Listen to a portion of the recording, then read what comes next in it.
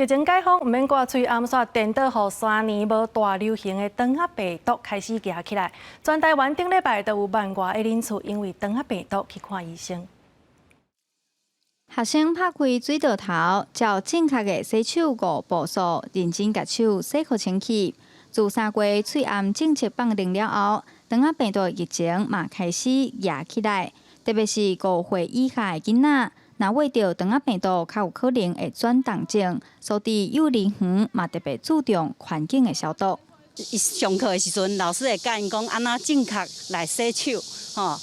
就是湿搓冲捧擦这5个步骤。啊，照你讲囡仔若有2个以上，阮就会做停课，互老师甲这个教室的环境好好甲伊清理好环境，好清气。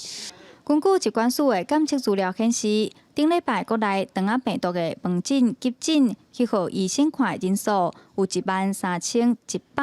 人次，其中中华县有647人次。中华部分虽然甲2礼拜前786人次比有降17.7%，但照过去的例来看，肠仔病毒的疫情拢是起起落落，民众也是爱做好个人的卫生。囡仔会得的肠病毒来源就2项嘛，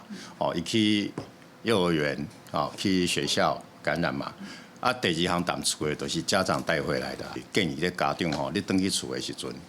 ，3先换掉洗身躯洗了，才来抱囡仔。疾管局局长嘛提醒，肠仔病毒病情恶化速度真紧，若是囡仔先生定不时就爱困、有咧吐，甚至身躯会喘、意识无清楚、骹手无力，就爱赶紧去互医师看，千万唔通拖。记者杨淑晴综合报道。